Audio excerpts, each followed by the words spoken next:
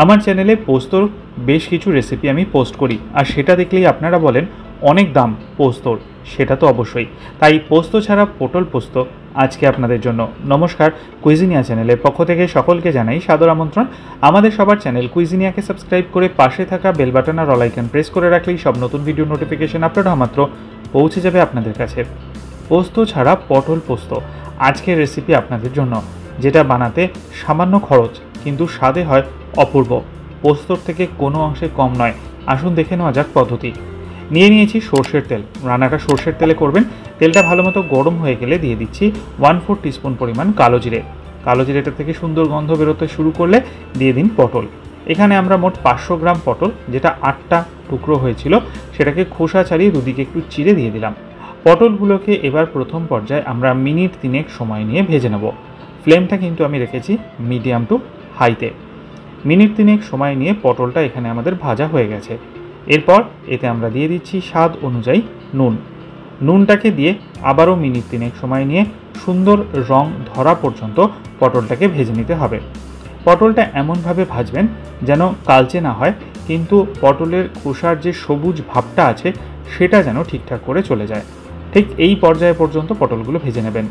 দিয়ে দিন 1 চিমটে হলুদ গুঁড়ো আর সামান্য একটু লাল লঙ্কার গুঁড়ো। ঝাল আপনারা আপনাদের পছন্দ অনুযায়ী দিতে পারেন।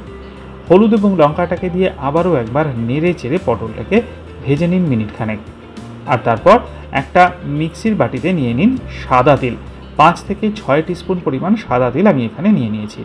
আর তারপর এই সাদা তিলটাকে আমরা প্রথমে শুকনো অবস্থায় গুঁড়ো করে নেব। সাদা তিলটা শুকনো অবস্থায় গুঁড়ো করে নেওয়া হয়ে গেছে।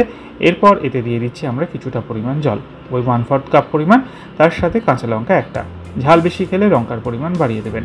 আর তারপর একটা মিহি পেস্ট আমরা এখানে বানিয়ে রেখেছি। এবার এই তিল বাটাটা কাঁচা লঙ্কা দিয়ে এর মধ্যে আমরা ঢেলে দিলাম। রান্নার মধ্যে দিয়ে ভালো করে নেড়ে চেড়ে মিশিয়ে নেওয়া হচ্ছে। মেশানো হয়ে গেলে এখানে আমরা দিয়ে দিচ্ছি টক দই। 2 টেবিল চামচ পরিমাণ টক দই আমরা এর মধ্যে অ্যাড করে দিচ্ছি। টক দইটাকে দিয়ে আরও একবার নেড়ে চেড়ে এটাকে আমরা মিশিয়ে নিচ্ছি। টক দই এবং এই যে তিল বাটা, সেটার কম্বিনেশনটা কিন্তু জাস্ট ফাটাফাটি লাগে। ঠিক এরকমভাবেই এটা বানাবেন। মিক্সির বাটিটাকে ধুয়ে 1 কাপ পরিমাণ জল দিয়ে দিলাম। দিয়ে ভালো করে নেড়ে চেড়ে মিশিয়ে নিলাম। পটলগুলো সেদ্ধ হতে হবে, সেই জন্য এইটুকু জল কিন্তু দেবেন। আবার দিয়ে দিচ্ছি 1 টিস্পুন পরিমাণ চিনি। চিনিটা অতি অবশ্যই দেওয়ার চেষ্টা করবেন, স্বাদটা কিন্তু না হলে ভালো হবে না। নেড়ে চেড়ে গোটা ছেড়ে কাঁচা লঙ্কা দিয়ে দিন। আর তারপর একটা ঢাকনা চাপা দিয়ে 7 থেকে 8 মিনিট মিডিয়াম টু হাই ফ্লেমে কুক করতে থাকুন। ফিরে আসলাম 8 মিনিট পর। এটা কিন্তু আমাদের সেদ্ধ হয়ে গেছে আর ঝোলটাও কিন্তু শুকিয়ে গেছে। ঠিক এই রকমই কিন্তু গ্রেভি দরকার। নামাবার আগে দিয়ে দিন 1 টেবিল স্পুন থেকে 1.5 টেবিল স্পুন কাঁচা সর্ষের তেল। তেলটাকে দিয়ে ভালো করে নেড়ে চেড়ে মিশিয়ে ফ্লেমটা অফ করে দিন।